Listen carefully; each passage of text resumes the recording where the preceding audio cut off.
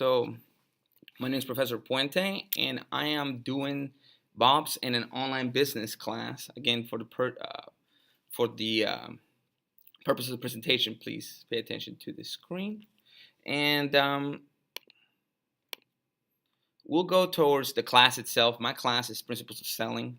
10 students from Lone Star, Kingwood, and Montgomery. There's video lectures involved, communicate through web apps, and discuss practical examples. I gotta let you know that I've learned a lot using this system. I really do appreciate it because I'm actually adding it to the class. So because of my class that I have 10 people, for this presentation I use three ladies, three students, and they're actually from the Montgomery class. And Sonia, first of all, I'll allow her to actually introduce herself. And then we'll go to Christine. Christine actually is a intern for the Woodlands Church and is a really competitive pastor over there. His goal is to actually make it the next Lakewood. And Rebecca, who happens to be an RN. Now, two of these students actually took this class just to learn, actually get some credit, but really wanted to learn. So, and that's incredible to me because a lot of people say business online education, it's almost an oxymoron. You really can't learn through online, right? So as we go there, the reason is because it's a lot of correspondence medium. What is correspondence? Whenever you throw an assignment and you say, write a paper and send it back to me. It's difficult. It probably works for a lot of other subjects, but in business, it's very, interactive and experience driven, practical over theoretical. So, and just some people say business just can't be taught, period, right? So we go back to the video lectures, which I put back here. So let's start the class, okay? The lesson begins. First of all, the bridging. So what I say is my experience, and what I'm teaching here is objections. And I'm a real estate broker, and I'll tell everybody, what my experience was with my first objection, which my broker told me, it's going to be a tough one, and they did send me a tough one. It was a lady; she was from Vietnam, and I was prepared with all my knowledge. She came in and she said, "Well, I would like this house, perfect." But she says she can't close on it because the first four numbers on the address, don't add up to 9. And I was lost. And I was like, it's because it's bad luck. And then she asked me, how can I make it so I can change those numbers? She meant the address. So yeah, my broker was right. I couldn't help him. So I asked other students, what do they think?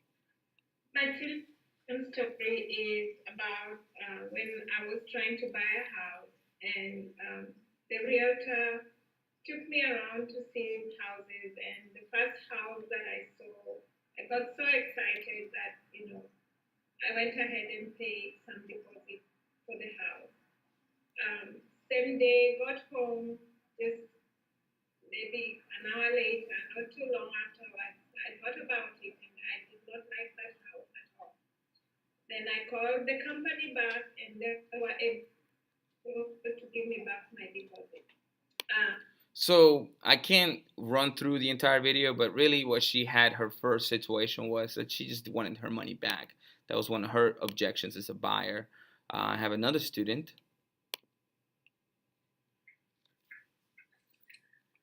So I used to work in retail. It was a very short-lived experience, but I worked at a Bath and Body Works, and working at Bath and Body Works is like you come in and you pick out your scent, your perfume, or whatever, and you leave pretty much. And so, but in our first room, we always had to try to push new products and sell new products. Well, when it comes to picking out like your perfume, most people just know what they want, they get in and they get out. So pushing new things was always a little bit harder.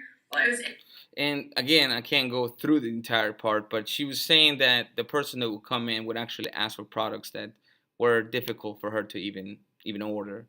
I did have Rebecca for the class give us the objectives. You should be able to explain why it is important to anticipate and overcome buyer concerns and resistance, understand why prospects raise objections, describe the 5 major types of sales resistance. And she went through about a couple more objectives for the class. So that was the objective part. Then me and Sonia we sat down and we had a lecture. Yes, and today we have another project with Sonia. How you doing, Sonia? Oh, pretty good. Hi, classmates. So she is part of your class, and she's been all semester. And what we're doing today is addressing Chapter 8. But however, let's learn a little bit of where about you, Sonia. So what do you work at, Sonia? I work at Bella Renova on Mercer Street. I'm a nail technician and a hairstylist as well. Oh, perfect, perfect. So, you can see a little bit of the spa. Wow. It's pretty relaxing. So it's pedicures and manicures? Yes. Awesome. It's a spa, there's facials, hair. It's a little bit of everything. So do you feel like you sometimes have to sell these products to these customers? Yeah, we do. Okay. We have a lot of nail polish. And we went on to actually go, that's about 20 minutes, to go through the entire lecture together.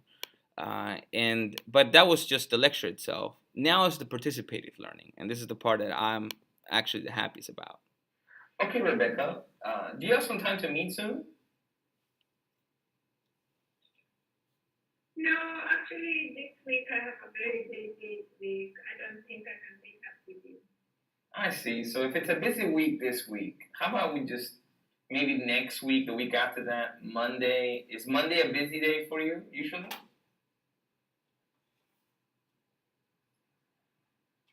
Monday's busy, but maybe we can try Thursday. Okay, Thursday. Thursday at 11, I want to pencil you in. Just pencil you if it's some. And I was teaching her about how to kind of overcome a time objection there. Participative learning on forestalling. Okay, so Christine, I know that you're looking to find a house in the Woodlands, right?